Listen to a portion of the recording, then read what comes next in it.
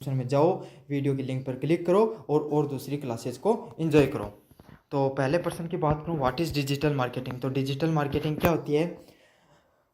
पहला पर्सन है digital marketing via digital channels. तो डिजिटल मार्केटिंग होती है, आप जो फेसबुक पे कोई ऐड देखते हो, या फिर अगर आप कोई इंस्टाग्राम पे कोई ऐड देख रहे हो, या यूट्यूब पर कोई ऐड देख रहे हो, या फिर आप टीवी पर कोई ऐड देख रहे हो, तो उन सब, या खास करके सोशल मीडिया पे अगर आपने कोई भी ऐड देखा है कोई भी प्रोडक्ट का, तो वो क्या कर रहा है, डिजिटल मार्केटिंग कर रहा है। ऐसे भी नहीं समझ में आए तो बहुत अच्छा एग्जांपल दूंगा। आप क्या करते हो, आप जो इंस्टाग्राम देखते हो ना, वहाँ पर काफ़ी लोग क्या करते हैं, अपना जो जैसे आप लड़के हो तो कोई लहंगा लहंगा चुन्नी हो गया, उससे बेस्ट लहंगा चुन्नी के बारे में प्रोडक्ट करते हैं। ये आपके जो कंटेंट क्रिएटर होते हैं, नहीं बताते कि हमारे दुकान से खरीदिए, इसका ये क्वालिटी बढ़िया, ये क्वालिटी बढ़िया है, या फिर उसको पहनकर दिखाते हैं। तो ये क्या होता है, डिजिटल मार्केटिंग की जाती है। जो सोशल मीडिया प्लेटफॉर्म पे जिस प्रकार की मार्केटिंग होती है कोई प्रोडक्ट की, उसी को डिजिटल मार्केटिंग कहा जाता है। Simple definition, marketing via digital channels.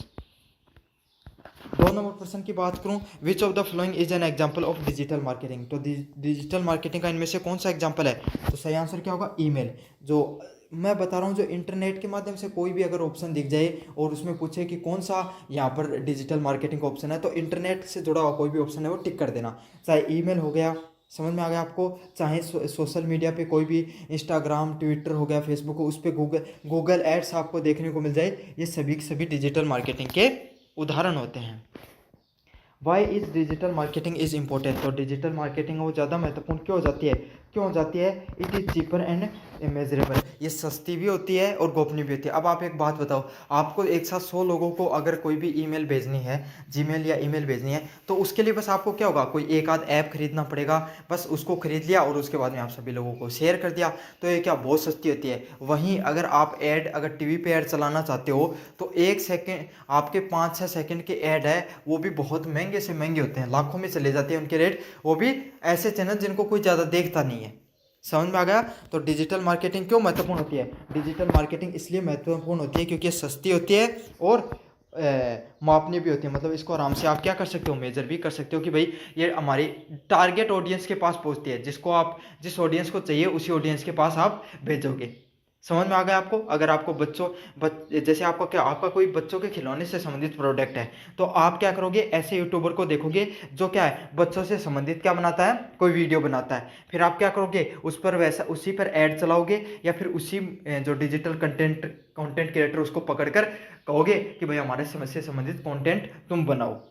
तो इसी को डिजिटल मार्केटिंग के नाम से जाना जाता है। चीपर होता है, मेजरेबल होता है, मापनीय होता है, क्योंकि लोगों को, जिस ऑडियंस को आप बेचना चाहते हो, जिस ऑडियंस का आपका प्रोडक्ट, उसी से संबंधित ये आपको करता है। तो इससे रिटेंशन रेट बढ़ता है, मतलब जो कन्वर्जन रेट इससे बढ़ जाते हैं। कन्वर्जन रेट क्या होता है कि आपका प्रोडक्ट है वो ज़्यादा से ज़्यादा बिकता है। अगले वाला क्या है, सीआरएम का फुल फॉर्म क्या होती है। तो सीआरएम होती है, उसका फुल फॉर्म क्या होती है, सीआरएम की जो फुल फॉर्म होती है वो होती है कस्टमर रिलेशन मैनेजमेंट। ग्राहक का संबंध जो होता है, रिलेशनशिप मैनेजमेंट से संबंधित सीआरएम को जाना जाता है। तो कोई भी कस्टमर होता है, उसके साथ आपको किस तरीके से बिहेवियर करना है, उसको क्या कहा जाता है, सीआरएम कहा जाता है। उसके साथ आए तो अपाएंगे उनका कि भाई जो ग्राहक होता है वो भगवान की तरह होता है। ये कहा जाता है ना अपने जो जो बिजनेसमैन होते हैं उनके द्वारा ये कहा जाता है कि भाई ग्राहक का वो भगवान की तरह होता है। इसी चीज़ को सीआरएम के रूप में माना जाता है कि उसके जब वो आपके पास आए तो उसके साथ अच्छा व्यवहार करो, अच्छे से उसको ट्रीटमेंट करना होता है आपको। What is the primary purpose of CRM platform. तो सीआरएम के जो जितने भी प्लेटफॉर्म होते हैं उनका मुख्य उद्देश्य क्या होता है, उनका मुख्य उद्देश्य होता है मैनेज कस्टमर रिलेशनशिप्स। मतलब ग्राहक के संबंध जितना भी प्रबंधन होता है उससे संबंधित आपको सीआरएम का पर्पज होता है। तो इसका सही आंसर क्या होगा, ऑप्शन नंबर ए होगा। आपको कस्टमर के साथ जो रिलेशनशिप है उसको बेहतर करना होता है। तो इसका सही आंसर ऑप्शन नंबर ए होने वाला है। Which of these is a popular CRM platform.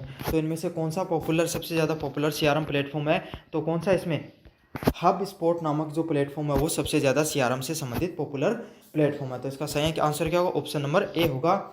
Hub spot नामक जो प्लेटफॉर्म होता है वो सबसे ज़्यादा पॉपुलर प्लेटफॉर्म आपका सीआरएम से संबंधित। मतलब ये हब स्पॉट है, या जो दुकानदार होते हैं या बिजनेसमैन होते हैं उनको सिखाता है कि हमें किस तरीके से मैनेजमेंट करना चाहिए चीज़ों को। How does a CRM model help in, तो सीआरएम मॉडल आपको किससे मदद करता है, तो किससे करता है, एनालिसिस कस्टमर बिहेवियर, तो जो ग्राहक है उसका जो बिहेवियर होता है, उसका जो ग्राहक का जो व्यवहार होता है उसको विश्लेषण करने में मदद करता है। तो इसका सही आंसर क्या, ऑप्शन नंबर ए होगा, एनालिसिस द कस्टमर बिहेवियर। तो ग्राहक का उसके जो व्यवहार का विश्लेषण करने का काम किसका होता है, सीआरएम मॉडल का होता है। कंटेंट मार्केटिंग फोकस ऑन, तो कंटेंट मार्केटिंग होती है वो किस चीज़ पर फोकस करती है, creating voluble content for audience, तो दर्शकों के लिए वॉल्यूबल एडेंस कंटेंट बनाने के लिए कंटेंट मार्केटिंग का यूज किया जाता है। मतलब ऐसा कंटेंट बनाया जाए जो ऑडियंस के लिए अच्छा हो। अब मेरी ऑडियंस कौन हो, आप हो, जो कॉलेज के विद्यार्थी हैं वो मेरी ऑडियंस है ना। तो उसके लिए मैं क्या करूँगा, एक बेहतर कंटेंट बनाने की कोशिश करूँगा, मूल्यवान कंटेंट बनाने की कोशिश करूँगा, जिससे क्या होगा कि जो दर्शक हैं वो जो उस जो कंटेंट है उसको फॉलो करते हैं, उनके लिए वो अच्छा रहे। तो इसका सही आंसर क्या, ऑप्शन नंबर ए है, वो सही ऑप्शन होने वाला है, creating valuable content for audience, audience के लिए अच्छा कंटेंट आप बनाओगे। 9 नंबर प्रश्न की बात करूं, blog post videos and infographic are part of, तो ब्लॉग पोस्ट वीडियो इन्फोग्राफिक किसका हिस्सा है, तो ब्लॉग पोस्ट और इन्फोग्राफिक किसका हिस्सा है, आपका ये हिस्सा होते हैं आपके कंटेंट मार्केटिंग से संबंधित होते हैं। समझ में आ गया आपको, ब्लॉग पोस्ट वीडियोस और इन्फोग्राफिक हैं किससे संबंधित होते हैं, कंटेंट मार्केटिंग से संबंधित होते हैं। इनमें क्या होता है, ये आपको जो इंटरनेट पे आप कंटेंट बनाते हो, उस इंटरनेट पे जो कंटेंट बनता है आपका, उससे उससे जो क्या होता है, उस कंटेंट बनाने में जो ब्लॉग लिखे जाते हैं, जो इंटरनेट होता है उस पर जो आप अलग अलग वेबसाइटों पे ब्लॉग बनाते हो वो होता है, वीडियो वगैरह पोस्ट किए जाते हैं वो भी होता है कंटेंट में, और इन्फोग्राफिक जो चार्ट वगैरह दिखाते हैं आप वो भी होता है। तो इसमें क्या होता है, इससे अगर आपने लिख दिया बेस्ट 5 होटल्स इन जयपुर, तो इसमें क्या किया आपने, कोई भी कंटेंट जो बनाता है इससे संबंधित जो उसके टॉप पर है उसको पैसे दे दिए कि ये लो, मेरे मेरे जो होटल है उसका नाम सबसे पहले दे देना, आपको दूसरे तीसरे नंबर पे दे देना है। तो ऐसा क्या हो जाएगा, आपका जो होटल है वो बढ़िया भी है तो उसका प्रमोशन भी हो जाएगा साथ साथ। तो यही होता है, ये सब किस चीज़ के पार्ट होते हैं, कंटेंट मार्केटिंग के हिस्सा होते हैं। अगले वाला प्रश्न है, ऑर्गेनिक ट्रैफिक मीन्स, ऑर्गेनिक जो ट्रैफिक होता है उसका क्या मतलब होता है, उसका अर्थ होता है, ऑर्गेनिक ट्रैफिक का मतलब होता है unpaid visitor from the search engines, तो सर्च इंजन से बिना पे किए हुआ जो विजिटर आते हैं उसको अनपेड ट्रैफिक के नाम से कहते हैं। तो जैसे मेरे यूट्यूब चैनल है, इस पर मैं को प्रमोशन थोड़ी कराता हूँ, जितना भी व्यूवरशिप आती है, जितने भी लोग मेरे यूट्यूब चैनल पे आ रहे हैं वो कैसे आ रहे हैं, वो आ रहे हैं सर्च इंजन को यूज करके, जो एसईओ मैं करता हूँ, सर्च करके लोग वहाँ पर पहुँच रहे हैं।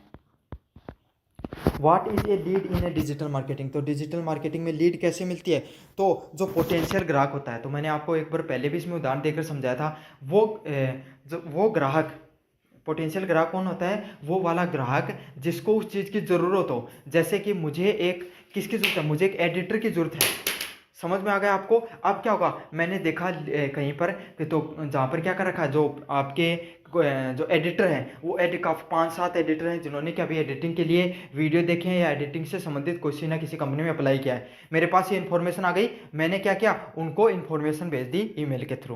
तो इसी को क्या कहा जाता है, संभावित ग्राहक के रूप में जाना जाता है। मैंने उल्टा समझाया इस चीज़ को, लेकिन ऐसे भी हो सकता है कि अगर मुझे मेरा कोर्स मैंने लॉन्च कर दिया और मुझे कोर्स बेचना, तो आप में से काफ़ी बच्चों को पता चल गया भाई ये स्टूडेंट को कॉलेज का कोर्स चाहिए, तो मैंने उनके आपके पास इन्फॉर्मेशन भेजी है कि भाई मेरा ये इस नाम से यूट्यूब चैनल है, आपको ये करना है। Which metrics tells how many people visited your website, तो ये कौन सी मैट्रिक्स ये बताती है कि आपकी जो वेबसाइट होती है उस पर कितने लोग आए हैं, ये क्या कौन सी चीज़ बताती है, ये ट्रैफिक बताता है ये चीज़ें, कि आपका जो यूट्यूब चैनल है, आपका जो चैनल है उस पर कितने लोग आए हैं, इसको क्या बोलते हैं, ट्रैफिक के नाम से जाना जाता है। तो इसका सही आंसर क्या है, ऑप्शन नंबर ए है वो सही आंसर होने वाला है। ट्रैफिक होता है वो ये बताया जाता है कि आपकी वेबसाइट पर कितने लोग आए हैं। 13 नंबर प्रश्न का अर्थ क्या होगा, बाउंस रेट का क्या अर्थ होता है, तो बाउंस रेट का अर्थ क्या होगा, तुरंत वेबसाइट छोड़ने वाले लोग, people leave the website immediately, ऐसे लोग जो तुरंत वेबसाइट को छोड़ रहे हैं वो कितने लोग हैं, वो क्या होते हैं बाउंस रेट में। अब काफ़ी बच्चे आप में से क्या करते हैं, यूट्यूब वीडियो चालू तो कर लिया लेकिन तुरंत उसको छोड़कर चले गए, तो उसी को क्या कहा जाता है, बाउंस रेट के नाम से जाना जाता है। समझ में आ गया आपको, तो इसका सही आंसर क्या, ऑप्शन नंबर ए हो गया। बाउंस मतलब ऐसे समय उछल गो, ऐसे याद कर लो आप। 14 नंबर प्रश्न है, CTA in the marketing means, CTA का क्या अर्थ होता है, तो CTA का अर्थ होता है कॉल टू एक्शन, क्रिया के साथ, क्रिया के लिए आह्वान के नाम में से जाना जाता है। इस नाम से जाना जाता है, कॉल टू एक्शन के नाम से जाना जाता है, क्रिया के लिए आह्वान के लिए जाना जाता है आपको CTA को। Which is an integrated digital marketing strategy.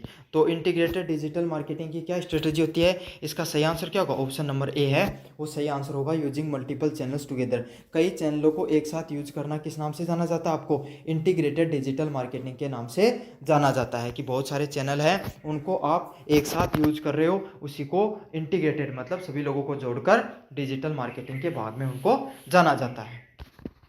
उसको किस नाम से जाना जाता है? इंटीग्रेटेड डिजिटल मार्केटिंग के नाम से जाना जाता है।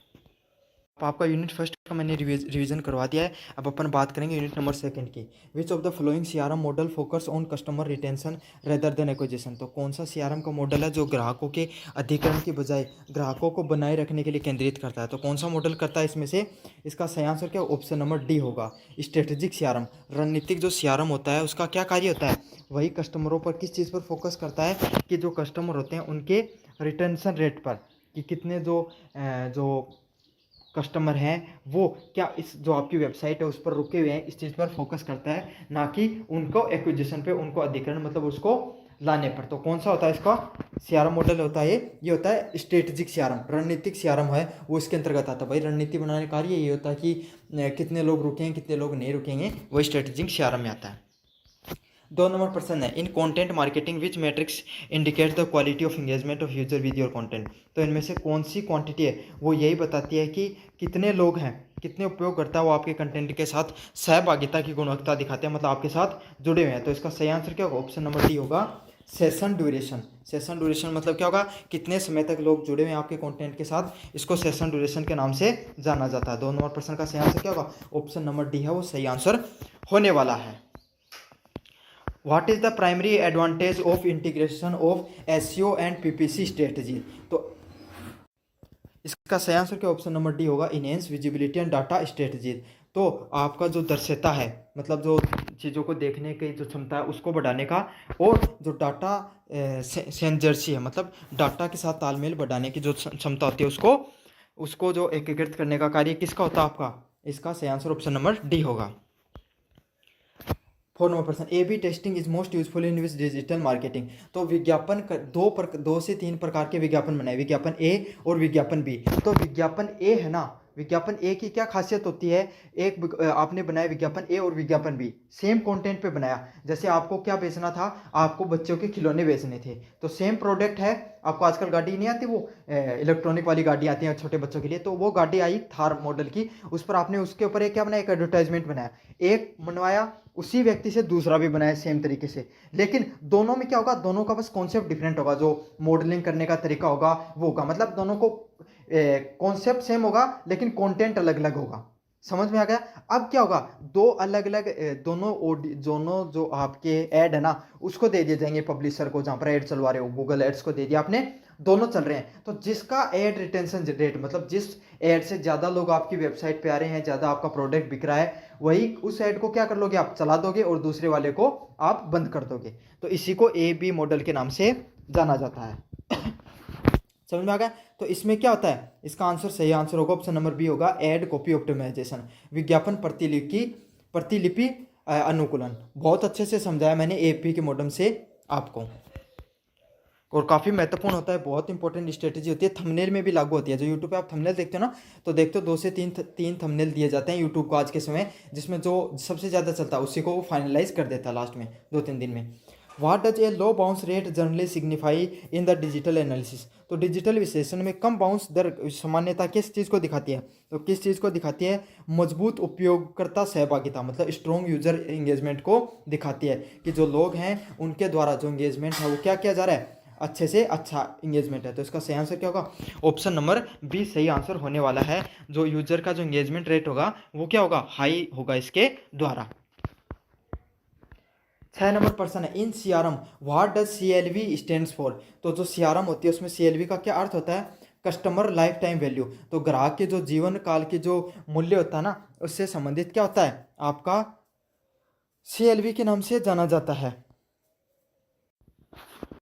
कस्टमर लाइफ टाइम वैल्यू मतलब कोई भी ग्राहक होता है उसके जो जीवन काल की जो मूल्य होता है, जो वैल्यूज होते हैं, उसको सीएलवी के नाम से जाना जाता है।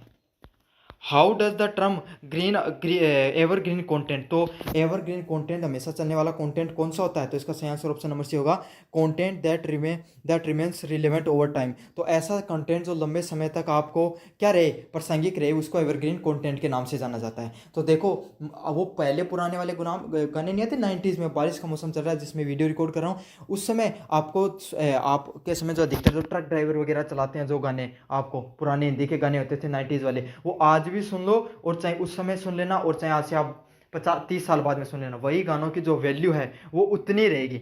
नुसरत साहब की आप कव्वाली को चाहे जब सुनते थे तब भी बढ़िया लगती थी, आज भी आपको बढ़िया लगेगी, भविष्य में भी लगेगी। तो यही होता है जो उसी को क्या बोला जाता है, एवरग्रीन कंटेंट के नाम से जाना जाता है। ऐसा कंटेंट जो आपको हमेशा अच्छा लगे, उसी को एवरग्रीन कंटेंट के जो हमेशा चलता रहे, मतलब एवरग्रीन, एवर मतलब हमेशा, ग्रीन मतलब हरा भरा, तो एवरग्रीन मतलब हमेशा हरा भरा रहे, हमेशा चलता रहे। Which digital marketing technique uses the machine learning to personalise the user experience, तो कौन सी डिजिटल मार्केटिंग की जो तकनीक है वो उपयोगकर्ता को व्यक्तिगत करने में मशीन लर्निंग का उपयोग करती है, तो कौन सी करती है, प्रिडिक्टिव एनालिसिस, तो पूर्व अनुमान विश्लेषण है, इसका क्या कार्य होता है, ये लर्निंग को पर्सनलाइज करने में जो यूजर होता है उसका जो लर्निंग होती है उसको क्या पर्सनलाइज करने में मदद करती है, पूर्वानुमान विश्लेषण का के नाम से उसको जाना जाता है। एक क्वालिफाइड लीड इन सीआरएम, तो एक क्वालिफाइड लीड क्या होती है, एक योग्य लीड क्या होती है, तो ऐसी लीड जिसका हाई पोटेंशियल रेट हो, कन्वर्ट रेट में, मतलब लीड थान के बताई अया को आदमी, अया को ग्राहक, अया समझ लो बिल्कुल भी समझ में नहीं आना जो बिल्कुल डिजिटल को नहीं है, तो ऐसा समझ लो एक आदमी है रामलाल, अब रामलाल दुकानदार है क्या कि उसके पास घर को सामान हो है ना अपना, उसकी दुकान है।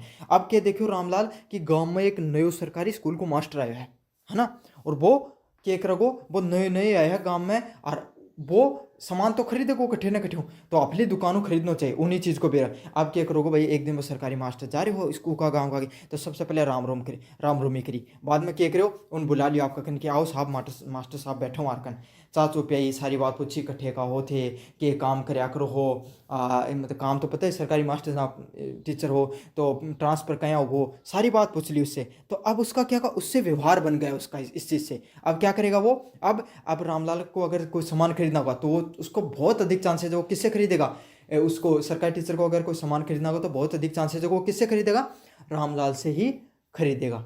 समझ में आ गया। तो ऐसा ग्राहक, वो जो सरकारी टीचर वो ऐसा ग्राहक है जिसको हाई पोटेंशियल टू लीड है, मतलब उसका क्या है, वो उसको ज़्यादा से ज़्यादा चांसेज हैं कि वो अब सामान तो खरीदेगा लेकिन अब आपसे ही खरीदेगा, आपने ऐसी मार्केटिंग कर दी, उसी को क्या कहा जाता है, सीआरएम को एक योग्य लीड को क्वालिफाइड लीड के नाम से जाना जाता है।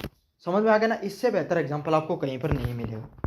इसका सही आंसर ऑप्शन नंबर बी होने वाला है, जिसके रूपांतरण की उच्च संभावना हो, ऐसी चीज़ें, ऐसा जो अपने पोटेंशियल आप जो मार्केटिंग की जिसको कन्वर्जन रेट बहुत ज़्यादा हाई हो।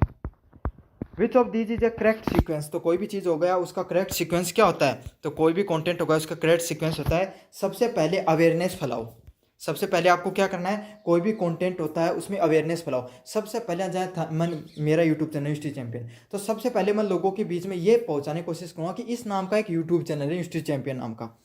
फिर क्या होगा, लोगों में इंटरेस्ट, फिर मैं ऐसा कंटेंट बनाऊं जिससे लोगों को हेल्प हो, तो उससे क्या हो, लोगों का इंटरेस्ट जगेगा भाई, हाँ कुछ बालक बनाओ तो बढ़िया कंटेंट है हमारे पेपर में पर्सन आई और आई भी हैं। फिर क्या हो जाएगा, कन्वर्जन रेट हो जाए, फिर आप क्या करोगे, बार बार मेरे यूट्यूब चैनल पे आके वीडियो देखना शुरू कर दोगे। तो समझ में आ गया आपको, आपको भी ज़िंदगी में सरकारी नौकरी तो सारा थे लागू को नहीं है ना, सारे तो नौकरी लग जाओ तो फिर और बाद में समाज ना कौन चलाओगे, क्यों थे तो भ्रष्टाचार करोगा, नौकरी लग गया बाद में तो देश ना तो थे तो चलाओगे नहीं, तो व्यापारी भी बनोगे आप में से कुछ लोग। और डिजिटल मार्केटिंग हर व्यक्ति को सीखनी चाहिए, चाहे आप नौकरी लगो चाहे नहीं लगो, चाहे सरकारी लगो चाहे प्राइवेट लगो, जिंदगी में एक चीज़ जरूर सीखो, उसका नाम है डिजिटल मार्केटिंग।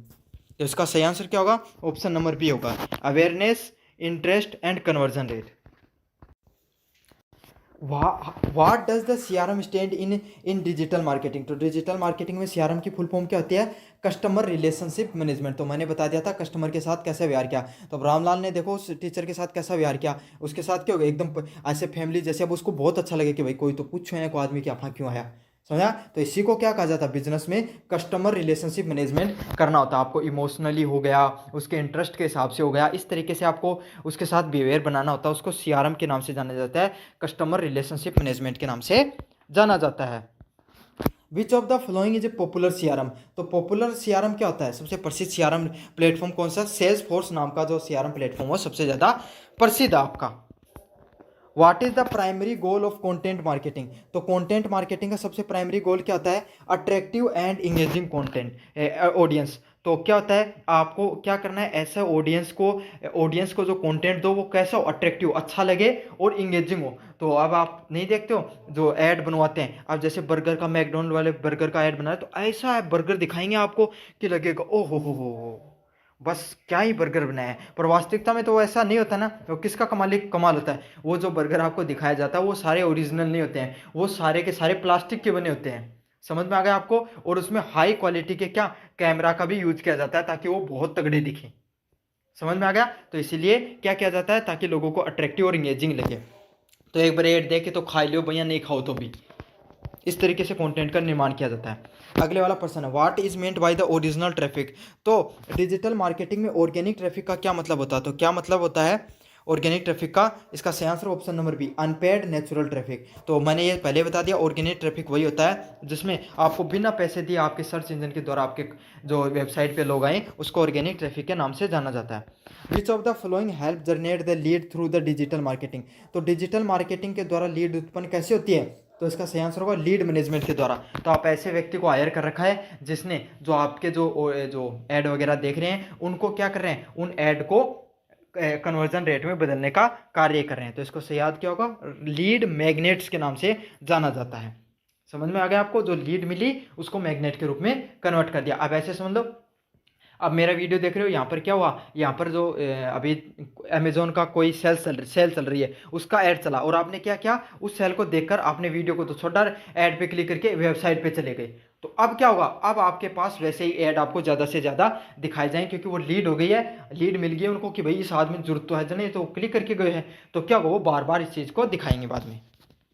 आपका यूनिट नंबर सेकंड डिवाइज हो गया। अब यूनिट नंबर थर्ड की बात करें, what is the primary goal of email marketing. तो ईमेल मार्केटिंग की सबसे ज़्यादा प्राइमरी गोल क्या होता है, सही आंसर क्या होगा, option number A, brand awareness के लिए ईमेल मार्केटिंग का ज़्यादा से ज़्यादा यूज किया जाता है। तो सही आंसर क्या होगा, ऑप्शन नंबर ए होगा। आपका जो ब्रांड है उसके बारे में अवेयरनेस फैलाने के बारे में, अवेयरनेस फैलाने के लिए, जागरूकता फैलाने के लिए आप किस प्रकार की मार्केटिंग करते हो, ब्रांड अवेयरनेस की नामक आपको मार्केटिंग की जाती है। तो सही आंसर क्या होगा, ऑप्शन नंबर ए होगा।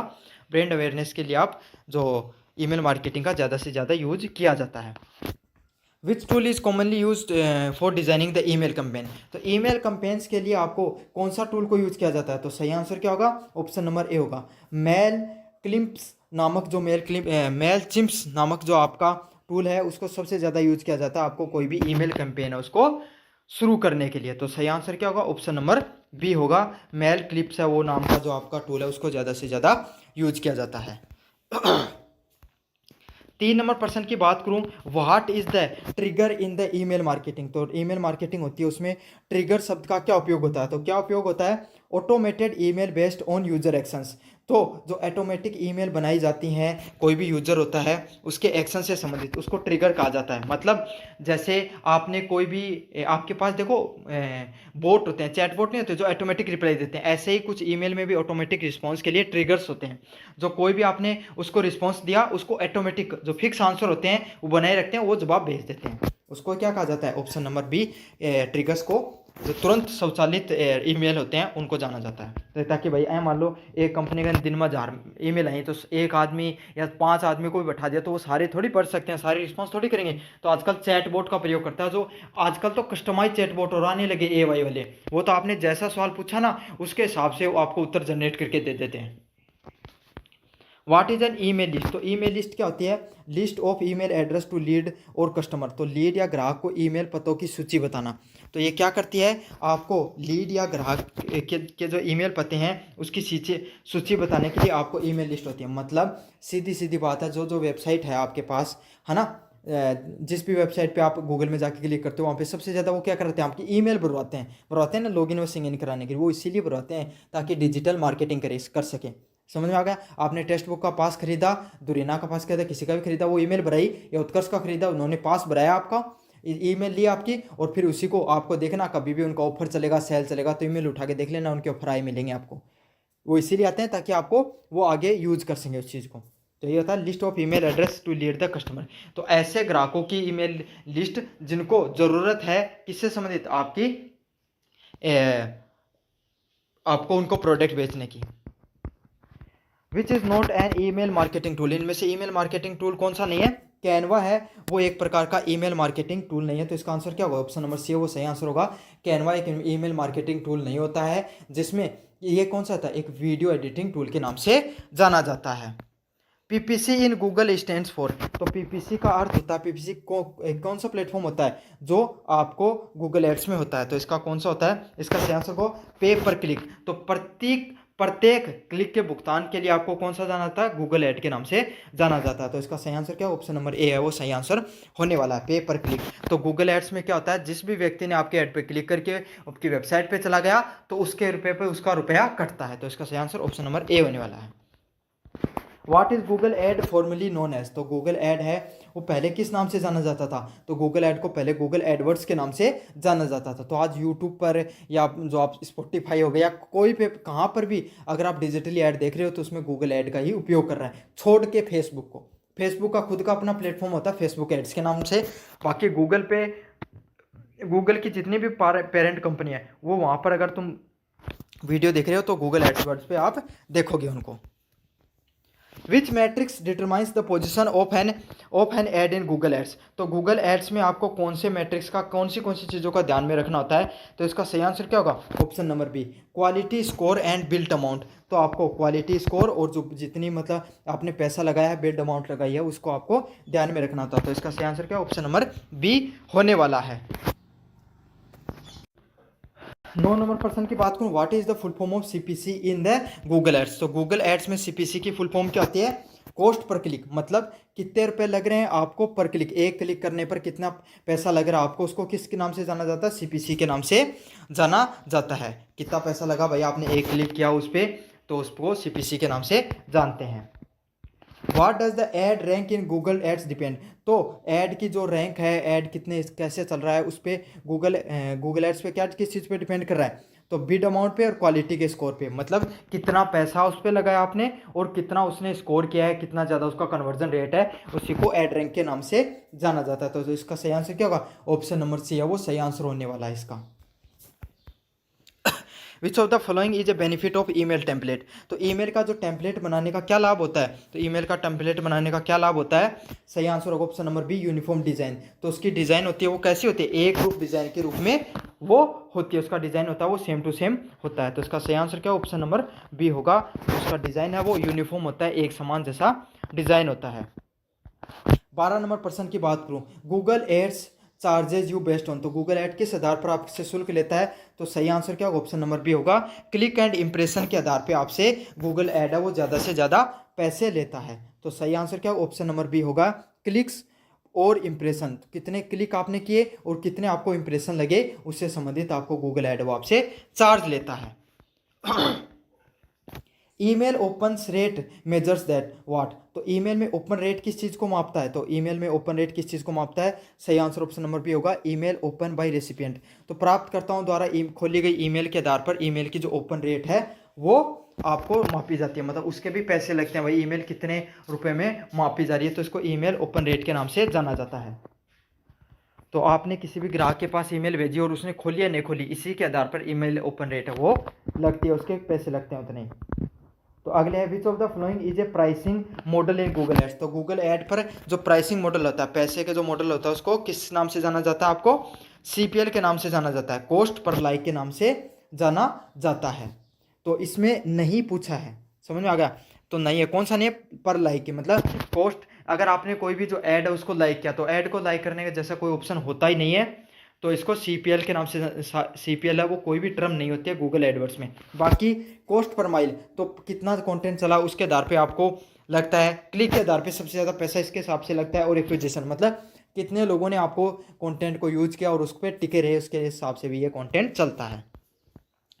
What is the function of sine up home in email marketing. तो ईमेल मार्केटिंग में जो साइन अप का ऑप्शन होता है, जिसमें आप अपने गूगल पर जाके अपने जो कंटेंट होता है उसको साइन अप करते हो, तो उससे संबंधित क्या कार्य होता है उसका। तो इसका सही आंसर का option number B, collecting users email. तो ईमेल जो यूजर होता है उसकी ईमेल्स को आप क्या करते हो, कलेक्ट करने के लिए आपको इसका ऑप्शन का यूज किया जाता है। तो 15 नंबर प्रश्न का सही आंसर क्या होगा, ऑप्शन नंबर बी है वो सही आंसर होने वाला है।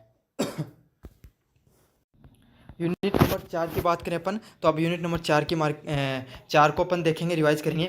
सोशल मीडिया ऑप्टिमाइजेशन, एसएमओ का क्या उद्देश्य होता है। तो सोशल मीडिया ऑप्टिमाइजेशन का क्या होता है, इंक्रीज वेबसाइट ट्रैफिक। तो वेबसाइट पे ट्रैफिक बढ़ाने के लिए आप किसको यूज करते हो, एसएमओ है उसका यूज किया जाता है। समझ में आ गया। कोई भी वेबसाइट होती है उस पर ट्रैफिक बढ़ाना है, उसके लिए अपन एसएमओ को यूज में लेते हैं। एसएमएम इन इंगेजमेंट का क्या तात्पर्य है। तो what does the engagement mean in SMM. SMM engagement का क्या होता है, यूजर इंटरेक्शन से। तो यूजर हैं वो आपके जो कंटेंट है उससे कितना इंगेजमेंट दिखा रहे हैं, इसको एसएमएम इंगेजमेंट के नाम से जाना जाता है। मतलब कोई भी ऐड देख रहे हो, कोई भी कंटेंट, जैसे मेरा वीडियो देख रहे हो आप, कितनी देर देख रहे हो, तो इसको एसएमएम इंगेजमेंट के नाम से जाना जाता है।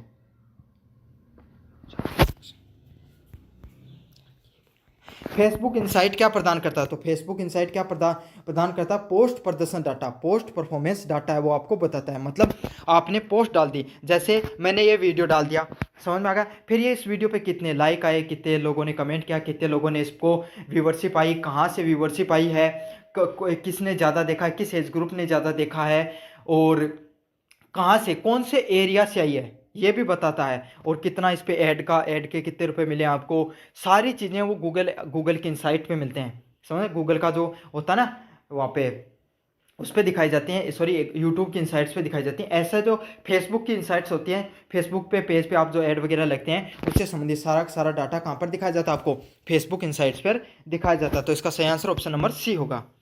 एसएमओ किस प्रकार की टेक्निक है। SMO is a which type of technique. तो किस प्रकार की टेक्निक होती है, ओ पेज एसईओ। मतलब आपने जो ओ पेज एसईओ, मतलब आपका जो पेज है उससे बाहर जाकर आपने एसईओ किया है, उसको एसएमओ के नाम से जाना जाता है। समझ में आ गया आपको। मतलब आप किसी दूसरे वेबसाइट पे जाकर कमेंट करते हो, काफ़ी लोग बच्चे नहीं करते कि मेरा भी यूट्यूब चैनल है, मैं भी ये चीज़ करता हूँ, आप जाकर मेरे यूट्यूब चैनल को देखिए, इतने सब्सक्राइबर हैं। तो इसी को ऐसा ओ पेज मतलब टेक्निक के नाम से जाना जाता है। आप किसी दूसरे की वेबसाइट पे लिंक लगवा दिया अपना, समझ में आ गया। काफ़ी बार ऐसा नहीं होता, आपने कोई वेबसाइट खोली और उसमें कहा जाता है कि आपको दूसरी चीज़ देखने के लिए यहाँ पर क्लिक करें, तो वहाँ पर क्लिक करोगे तो आप क्या, तो दूसरे पेज पे पहुँचोगे या दूसरी वेबसाइट पे पहुँचोगे। तो इसको क्या कहा जाता है, ओ पेज एसईओ के नाम से जाना जाता है। बैकलिंक क्रिएट करना भी कहा जाता है इस चीज़ को। फेसबुक पर कैंपेन चलाने के सबसे पहला कदम क्या होता है। तो सबसे पहला कदम क्या होता है, business manager, create business manager. तो आपको सबसे पहले बिजनेस मैनेजर के रूप में जो आपको जो उसके अंदर जो ऑप्शन होता है उसको स्टार्ट करना होता है। अगले वाला प्रश्न है, लिंक्डइन का प्रयोग मुख्यतः किसके लिए होता है। तो लिंक्डइन का प्रयोग मुख्यतः किस चीज़ के लिए होता है, LinkedIn is primary use for. तो लिंक्डइन का सबसे ज़्यादा किसके लिए यूज होता है, प्रोफेशनल नेटवर्किंग के लिए लिंक्डइन का सबसे ज़्यादा या मुख्यतः उपयोग में होता है।